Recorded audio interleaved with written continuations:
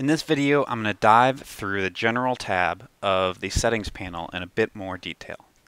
In the last video, we installed Google Analytics and got that up and running. And that is one that I recommend that every single site across the board does as soon as you get up and running on Squarespace. Now I'm going to go through and just walk you through the other options and features that are available in this tab. Here you have an opportunity to enter a Typekit ID. This would be something you want to do if you want to add additional fonts to your website. I'm not going to look too far into this because a lot of beginners probably won't work with this. Next, you have this option for a Discus short name. And if you enter this in, what this will do is basically replace your built-in Squarespace commenting system with a commenting system built by this company called Discus.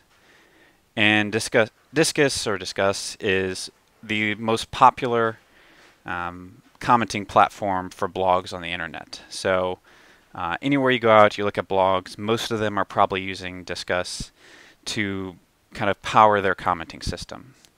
And so if you want to set up an account, you just go to discuss.com. You set up an account, they will give you a short name, and you plug that in here. I'm not going to go into too much detail on that, but if that's something you're interested in, then go ahead and do that as well. Amazon Associate Tag. If you are planning on selling affiliate products, say you are going to be linking to a lot of products on Amazon, well, you don't actually have to go through on Amazon and update every account, or go to the Amazon Associates and get every single product there and then link to it on your Squarespace account. Squarespace actually has a way where you can simply get your associate ID, enter it into this little section right here, and then from there you can actually go and use the Squarespace built-in features for adding Amazon products, and you will automatically generate affiliate income if anyone clicks on those. So it's really handy, makes Amazon Associates really easy to set up and really easy to use in your site. The next thing is a site-wide password. So say you have a site that it's under construction, or maybe you're putting this site up really with only wanting a certain select number of people to see this. If you type in a password here, what that will do is basically put a password over the entire site, and no one can see it unless they know the password. It's pretty simple, but it's really useful if you say you have a site that you don't want to put live yet, but you want to get feedback from a select group of individuals.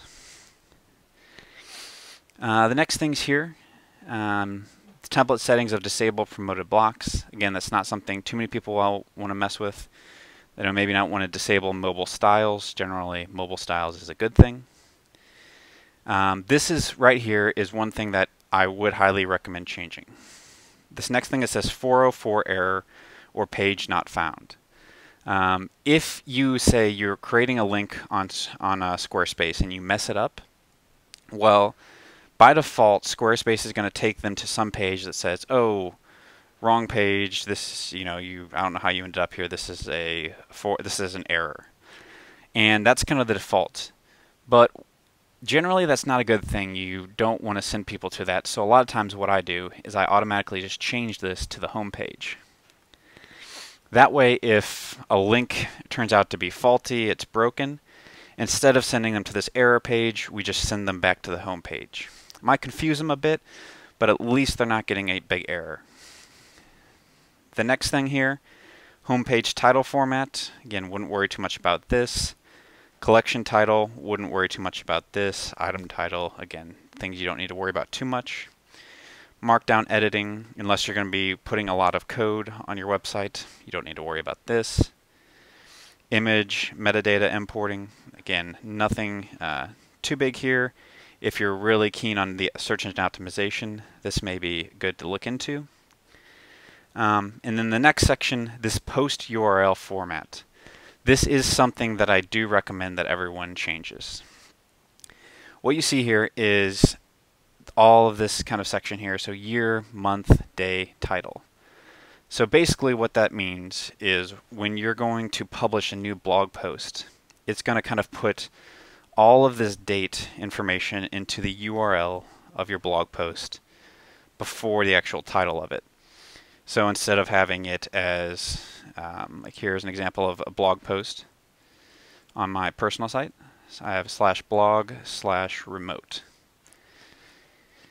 And I have this simple short URL that's only this long. It's just simple /blog/remote. Well, if I didn't change this option in Squarespace, what I would really have would be /blog/06/02/2014/remote. And that's what my URL format would look like if I didn't do this change that I'm about to show you. So you see it's much longer, it's uglier, it's not as easy to type in. And so this simple change will kind of shorten your link structures. So all we're going to do is simply click right here before the title and just hit backspace a handful of times until it just says /title. And again, not the end of the world if you don't do this, but it will make your link structure much cleaner. The next thing, simple liking, that's all fine. You have the opportunity here under comments. You can turn off comments if you want. You can give people the ability to like or not to like comments. People can flag them. You can turn on an approval setting if you want for your comments. You can choose if you want to let people comment anonymously. You can choose whether you want people to have threads of comments, whether you want to make the avatars visible, and if you want to make the comments, enable comments by default when posting. So again, just some options there if you want to go further into your comments. Some things in terms of the commenting sort order, and then the auto moderation threshold. So just a handful of things here. Again, nothing too terribly important, but if you want to dive a little deeper into those settings, this is where you would do that as well. Next is promotion/indexing. You have the opportunity to allow Squarespace to promote your site.